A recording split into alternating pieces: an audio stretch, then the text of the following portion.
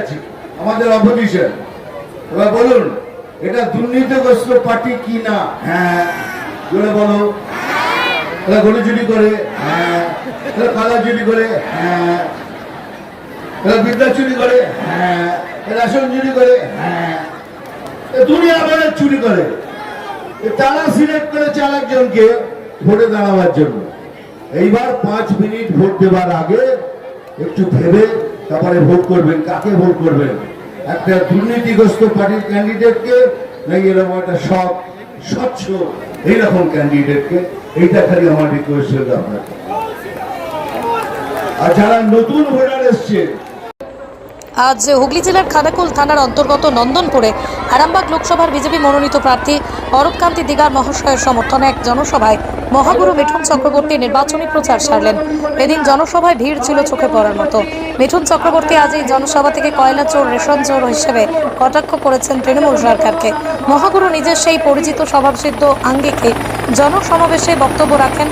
বিভিন্ন জনপ্রিয় সিনেমা সংলাপ বলে জনতাকে উদ্বুদ্ধ করেন, উৎসাহিত করেন বিজেপি মনোনীত প্রার্থী অরূপকান্তি দিগার মহাশয়কে বিপুল ভোটে জয়ী করার জন্য।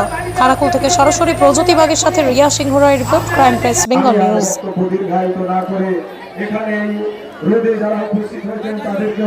ধন্যবাদ জানিয়ে আমি আমার ছোট্ট বক্তব্য শেষ করছি। ভারত মাতা কি জয়, জয় হিন্দ, বন্দে মাতরম। নমস্কার।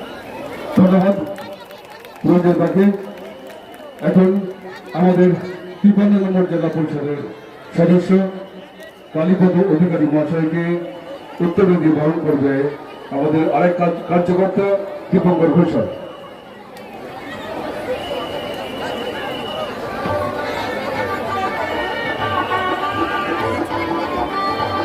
এবং সেই সঙ্গে আমাদের মঞ্চে যাদের পেয়েছি, আমাদের প্রধান উপপ্রধান, পঞ্চায়েত সমিতির সভাপতি, কর্মাধ্যক্ষ যাদেরকে এখন পর্যন্ত মঞ্চে পেয়েছি, আমি তাদেরকে পর্যায়ক্রমে বরণ করে নেওয়ার জন্য আমাদের কার্যকর্তার সমাধি আছে।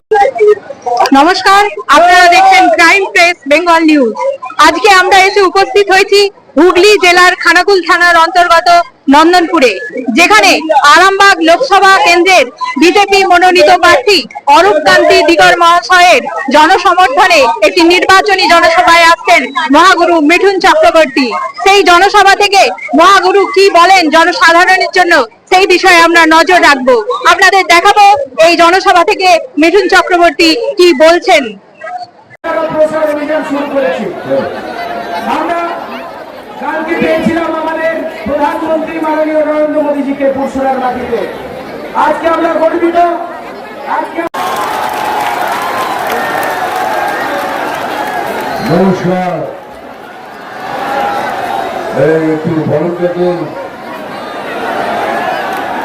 একটু বরণ করুন। নমস্কার, নমস্কার, নমস্কার, নমস্কার, নমস্কার।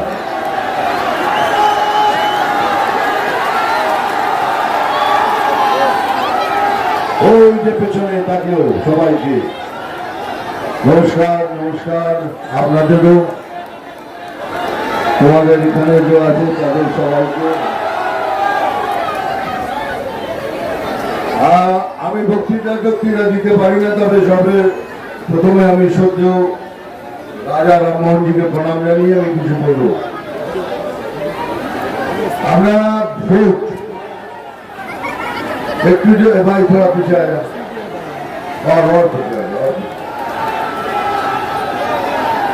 দেখো ভাই, 1 মিনিট এত কথা বললে কিছু বলতে পারবো না। আমি সব জায়গায় আসবো একটু একটু করে, আমি সবার সাথে কথা বলবো। আমরা কেন ভোট দিতে এসছি আর ভোটটা কেন দেব আর কেনই বা অরূপকে ভোট করবো? প্রথম প্রশ্ন এটা, কেন ভোট করবো? প্রথম কথা আমি বলি, এই যে দেখুন সমস্ত জায়গায় উনি মাইকের উপরে মঞ্চে দাঁড়িয়ে দাঁড়িয়ে খালি মিথ্যে কথা বলে যাচ্ছেন সকাল থেকে সন্ধ্যা অবধি। আমি কোনো পার্টির নাম নিই না, কোনো ক্যান্ডিডেটের নাম নিই না, আপনারা বুঝে নেই কি বলছি। আমাদের অপোজিশন পার্টি সকাল থেকে সন্ধ্যা অবধি খালি মিথ্যে কথা বলছে। এদের জন্মই হলো মিথ্যা লগ্নে আর দুর্নীতি রাশিতে। এরা মিথ্যে লগ্ন আর দুর্নীতি রাশিতে এদের জন্ম। তাই সকাল থেকে শুনলি মিথ্যা কথা। এখানে আবার আমার মুসলমান ভাই বোনেরা আছেন, তাদের সালাম আলাইকুম আদাব। আপনাদের বলছি, এত বছর ধরে মিথ্যে শুনে এলেন, কিছু পাননি। একবার বিজেপিকে ট্রাই করুন, দেখুন কি হয়। সবাই এরা তো সবাই প্রচার করছে কি বিজেপি মানেই মুসলমানদের এগেনস্টে। আমি চ্যালেঞ্জ করে বলছি, বিজেপি মুসলমানের এগেনস্টে নয়। এই যে সিএ আইনটা কি? এই আইনটা আপনাদের নাগরিকত্ব কেড়ে নেবার আইন নয়, এটা নাগরিকত্ব দেওয়ার আইন। এই আইনটা শুধু মুসলমান ভাই বোনদের জন্য নয়, এটা আমার জন্য, খ্রিস্টান ভাই বোনদের জন্য, শিখ ভাই বোনদের জন্য, সবার জন্য এই আইন। শুধু আপনার কাছে জালি নয়, আসল আধার কার্ডটা থাকতে হবে। কারণ যেভাবে এরা জালিয়াতি করে লোককে পয়সা নিয়ে মিথ্যে জালি আধার কার্ড বানিয়েছে, তাদের জন্য আমাদের জানতে হবে কতজন মিথ্যেবাদী এখানে রয়েছে এই দেশে। আপনার অধিকার কেড়ে নিচ্ছে ওরা। সিএ কারোর এগেন্স্টে নয়, সিএ আপনাদের জন্য, আমার জন্য, সবার জন্য। তারপরে দেখুন গলা ফাটছে, আমাদের 100 দিনের টাকা দিচ্ছে না, আমাদের 100 দিনের টাকা দিচ্ছে না। 100 দিনের টাকাটা দেবে কে? কার পয়সা এটা? বিজেপির কি অধিকার আছে এই পয়সার উপরে? এটা আপনার আমার সবার ট্যাক্স প্যাডের পয়সা। বিজেপির কোনো অধিকার নেই। বিজেপি আটকাতে পারে না, দিতেও পারে না। বিজেপিকে কেউ অর্ডার করে, কে অর্ডার করে? ক্যাগ, CAG, ক্যাগ বলে একটা আমাদের এজেন্সি আছে। সেই এজেন্সি সমস্ত রাজ্যের পয়সার হিসেব নয়। তারা বিজেপিও নয়, কংগ্রেসও নয়, কেউ নয়, ওরা কারণ নয়। সমস্ত রাজ্যের পয়সার হিসেব নেয়। হিসেব নেবার পরে বলে ঠিক আছে, এবার পয়সা রিলিজ করো। এই একমাত্র পশ্চিমবাংলা, তাতে লেখা আছে না, দেবেন না। 2,30,000 কোটি টাকার হিসেব দেয়নি। 2 লাখ টাকার হিসেব নয়, 2,30,000 কোটি টাকার হিসেব এই সরকার এখনো দেয়নি। সব ছেড়ে পড়ে সাফ করে দিয়েছে। এরা কি হিসেব দেবে? এরা তো আবাস যোজনার 12,500 টাকার বাথরুম তৈরি করার জন্য প্রাইম মিনিস্টার দিয়েছিলেন, সেটা পর্যন্ত ছেড়ে দিয়েছে। তারা বাথরুম সেটা বলে ছেড়ে দিয়েছে। এরা এত চেঁচাচ্ছে কেন? টাকা দিইনি, গান শুনছি, 100 দিনের টাকা দেয়নি। তাই যদি হয়, চলুন আপনাদের সামনে আমি চ্যালেঞ্জ করছি, ওনাকে বলুন যে প্রেস কনফারেন্স করতে আর কাগজটা তুলে দেখাতে। এই দেখুন, আমি 2,30,000 কোটি টাকার হিসেব দিয়ে দিয়েছি, আমার টাকাটা দিন। আপনি তো নামবেন, আমিও রাস্তায় নামবো প্রতিবাদ করতে, এখন টাকাটা দিন, নাহলে আমরা সবাই রাস্তায় নামবো পশ্চিমবঙ্গের ভালোর জন্য। কিন্তু উনি পারবেন না, উনি জানেন উনি মিথ্যে কথা বলছেন। উনি কারোর টাকা দেয়নি, এত টাকার কোনো হিসেব দেননি। 3 নম্বর, এই যে বলে ওই পার্টির নাকি ভোট ব্যাংক হলো মুসলমান ভাই বোনরা। আমি বলছি না, ওদের ভোট ব্যাংক হলো কারাপশন, দুর্নীতি এদের ভোট ব্যাংক। যতদিন দুর্নীতি থাকবে এই রাজ্যে এই শাসক দল থাকবে। ওরা জানে দুর্নীতি শেষ, আমরাও শেষ। যারা এই ফ্ল্যাগ নিয়ে দৌড়বে, তারা দেখবেন কেউ না কেউ কোনো না কোনো দুর্নীতির সাথে যুক্ত আছে। এই পার্টি কোনো সভ্য মানুষ করতে পারে না। যাদের আত্মা আছে, যাদের মধ্যে সততা আছে, তারা কোনোদিন এই পার্টির ঝান্ডা হাতে দিতে পারে না। এটা একটা চোর পার্টি।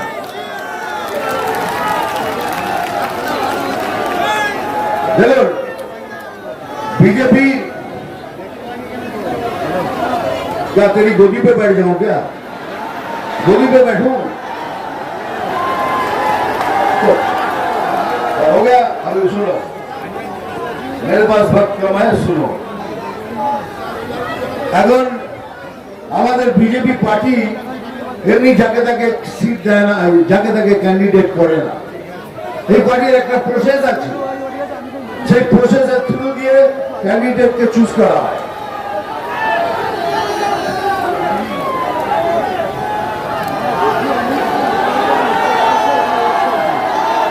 तुम लोग ऐसा करते रहो, मैं हेलीकॉप्टर के बेड पे चला जाऊं।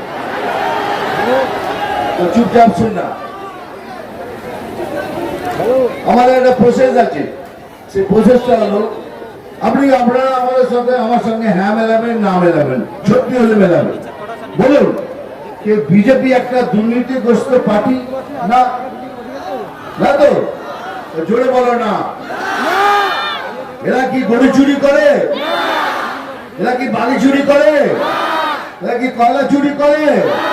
এরা কি ভিক্ষা চুরি করে? এরা কি রেশন চুরি করে? তাহলে ভাবুন, এইরকম একটা স্বচ্ছ সৎ পার্টি, তাকে সিলেক্ট করেছে আর একটা সৎ, এই অরূপকে। এই অরূপ কান্তিকে এই বিজেপি পার্টি ক্যান্ডিডেট সিলেক্ট করেছে। আমার মতে এইরকম একটা সৎ স্বচ্ছ ক্যান্ডিডেট এখনো আমি দেখিনি। এর কাছে কিচ্ছু নেই, ভাড়া বাড়িতে থাকে, ওই ইএমআই টাকা নিয়ে তুই সংসার চালায়। এর থেকে সৎ আর কে আছে? এবার আর একটা পার্টি আছে আমাদের অপোজিশন। এবার বলুন এটা দুর্নীতিগ্রস্ত পার্টি কি না? হ্যাঁ, জোরে বলো। এরা গরু চুরি করে? হ্যাঁ। এরা কালা চুরি করে? হ্যাঁ। এরা বিদ্যা চুরি করে? হ্যাঁ। এরা রেশন চুরি করে? হ্যাঁ। দুনিয়া ভরে চুরি করে। তারা সিলেক্ট করেছে আরেকজনকে ভোটে দাঁড়াবার জন্য। এইবার 5 মিনিট ভোট দেবার আগে একটু ভেবে তারপরে ভোট করবেন। কাকে ভোট করবেন? একটা দুর্নীতিগ্রস্ত পার্টির ক্যান্ডিডেটকে, নাকি এরকম একটা সৎ স্বচ্ছ এইরকম ক্যান্ডিডেটকে? এইটা খালি আমার রিকোয়েস্ট হলো আপনাকে। আর যারা নতুন ভোটার এসছে তাদের বলছি, তোমরা তোমাদের ভবিষ্যৎ তৈরি করো, এই মিথ্যে প্রচারে কেউ না। তোমরা নিজেরা নিজেদের ভবিষ্যৎ তৈরি করো, বিজেপি জয়েন করো, বিজেপিকে ভোট করো, বিজেপিকে ভোটে করে জিতিয়ে আনাও। তারপরে দেখো আমরা তোমাদের একটা নতুন সুন্দর বাংলা উপহার দেবো। এটাই হলো মোদি গ্যারান্টি।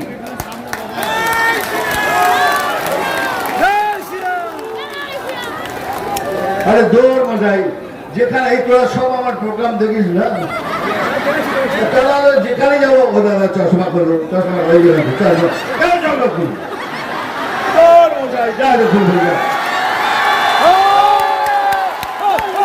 আরে ভাই আমি জানি আমার চোখ দুটো খুব সুন্দর, কিনা? আরে আমি জানি রে, জানি। আমার উঠছিলাম বলে এই বয়সে কি দেখতে পাই।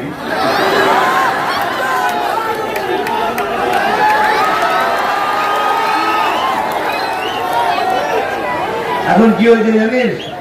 এখন ওদের অবস্থা এমন হয়েছে, কি আর বলবো, আমার গানগুলো সব মিলে যায়।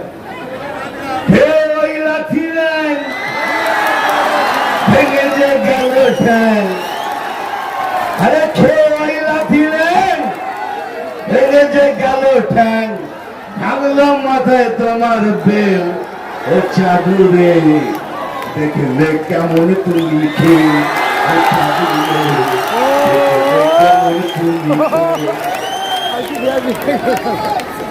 আমি অনেকদিন আগে একটা গান গেয়েছিলাম। আমি জানতাম না এই গানটা আমার বাংলার আজকের দিনের সাথে মিলে যাবে। ওই আমাদের গোড়াই বাংলা আজ কেন হয়ে গেল কাংলা, যদি প্রশ্ন করে বীর নেতাজি, কি তার জবাব দেব আমরা? ওই আমাদের গোড়াই বাংলা আজ কেন হয়ে গেল কাংলা, যদি প্রশ্ন করে বীর নেতাজি, কি তার জবাব দেব আমরা? শুধু একটাই জবাব, বন্দে মাতরম, বন্দে মাতরম, বন্দে মাতরম। এটা মনে রাখবেন। আমাদের পশ্চিমবঙ্গে যদি এবার পরিবর্তন না আসে, তাহলে আগের দিনের পশ্চিমবঙ্গ একটা ভয়াবহ জায়গা তৈরি হবে। এরা সব বাঁধন খুলে দেয়, সব বাঁধন খুলে তাহলে ছুরি দুর্নীতি করবে, আপনাদের বলার জন্য কিছু থাকবে না। হ্যাঁ বাবা, এই দাঁড়া ভাই, এক সেকেন্ড। হ্যাঁ তুমি ছবি তুলে তো তুলে না।